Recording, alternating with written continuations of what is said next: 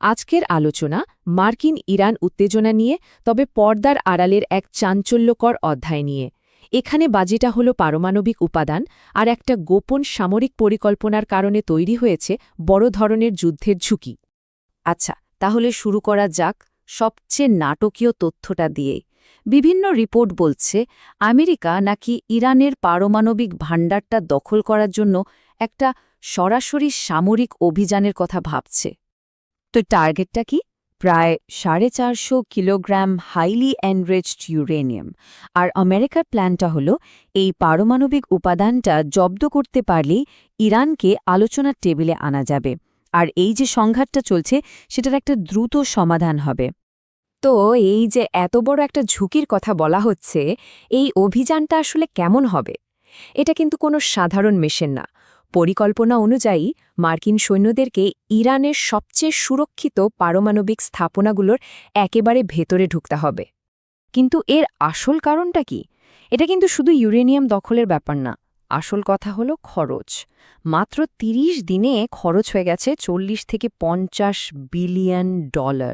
তো বুঝতেই পারছেন, এই অভিযানটাকে দেখা হচ্ছে এই বিশাল খরচের অচলাবস্থা থেকে বের হওয়ার একটা উপায় হিসেবে। আর এই অভিযান সফল করা কিন্তু কোনো সহজ কাজ না। একদম নিখুঁত পরিকল্পনা লাগবে। যেমন আকাশে থাকতে হবে একছত্র আধিপত্য, পাঠাতে হবে স্পেশালাইজড ইঞ্জিনিয়ারিং টিম, আর সব শেষে এলিট স্পেশাল ফোর্স দিয়ে সেই পারমাণবিক উপাদানগুলো বের করে আনতে হবে। কিন্তু প্রশ্ন হলো, এত বড় ঝুঁকি নিয়ে এমন একটা প্ল্যান কেন? এর উত্তরটা কিন্তু লুকিয়ে আছে নিউক্লিয়ার সায়েন্সের ভেতরে, যা পরিস্থিতিকে একটা চূড়ান্ত পর্যায়ে নিয়ে গেছে। মানে এই পুরো সংকটের মূলে আছে একটাই জিনিস, ইউরেনিয়াম সমৃদ্ধকরণ বা এনরিচমেন্ট। আর এই স্লাইডটা কিন্তু মূল সমস্যাটা চোখে আঙুল দিয়ে দেখিয়ে দিচ্ছে। দেখুন, ইরান কিন্তু সবচেয়ে কঠিন কাজটা করেই ফেলেছে। মানে 60% পর্যন্ত ইউরেনিয়াম সমৃদ্ধ করে ফেলেছে। আসল ভয়টা হলো 60% থেকে 90%, অর্থাৎ ওয়েপন গ্রেড লেভেলে পৌঁছানোটা খুবই সোজা আর বিপজ্জনকভাবে দ্রুত। কয়েক বছরের কাজ না, মাত্র কয়েক সপ্তাহেই এটা সম্ভব। আর ইসরায়েলি গোয়েন্দা সংস্থাগুলোর মতে ইরান এর মধ্যেই 9টা পারমাণবিক বোমা বানানোর মতো যথেষ্ট ইউরেনিয়াম জমিয়ে ফেলেছে।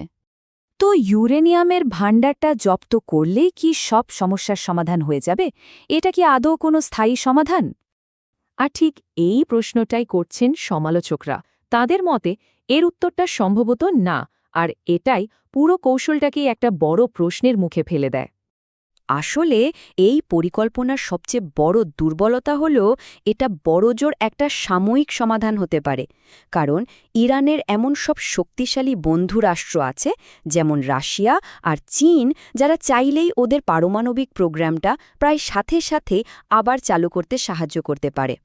এমনকি রাশিয়ার একজন সাবেক প্রেসিডেন্ট তো খোলাখুলি বলেছেন যে আমেরিকা যদি ইরানের ইউরেনিয়াম নিয়ে যায়, তাহলে রাশিয়া ওদেরকে ৩০০-৪০০ কেজি ইউরেনিয়াম দিয়ে দেবে, আর আমেরিকানরা টেরও পাবে না। তাহলে ভাবুন, যদি এই মিশনটা চালানো হয় অথবা যদি এটা ব্যর্থ হয়, তাহলে কি হতে পারে? এর পরের পরিস্থিতি কিন্তু আরও অনেক ভয়াবহ। আমেরিকা কিন্তু হুমকি দিয়ে রেখেছে যে তারা সাধারণ মানুষের ব্যবহার করা অবকাঠামোতেও হামলা চালাবে, যেমন পাওয়ার গ্রিড বা ওয়াটার প্ল্যান্ট। এর ফল ইরানের সাধারণ মানুষের জন্য হবে মারাত্মক, আর এটা পুরো অঞ্চলটাকে একটা বিশাল যুদ্ধের দিকে ঠেলে দিতে পারে। এখন এত বড় ঝুঁকির পেছনে যুক্তিটা কি দেখানো হচ্ছে? যুক্তিটা হলো, এখনকার এই পদক্ষেপ যতই ভয়ঙ্কর শোনাক না কেন, এটা হয়তো ভবিষ্যতে একটা পারমাণবিক ইরানকে কেন্দ্র করে আরও বড় রক্তপাত হওয়া থেকে বিশ্বকে বাঁচাবে। সুতরাং ব্যাপারটা এসে দাঁড়াচ্ছে দুটো ভয়াবহ পছন্দের মধ্যে একটাকে বেছে নেওয়ার মতো। একদিকে আছে একটা বিপজ্জনক তাৎক্ষণিক পদক্ষেপ, আর অন্যদিকে আছে এক অনিশ্চিত কিন্তু সম্ভাব্য পারমাণবিক বিপর্যয়ের ভবিষ্যৎ। তো প্রশ্নটা হলো, একটা সম্ভাব্য বিপদ ঠেকাতে গিয়ে ঠিক কতটা মূল্য দেওয়াটা যুক্তিসঙ্গত? এই ভাবনাটাই আজ রইল।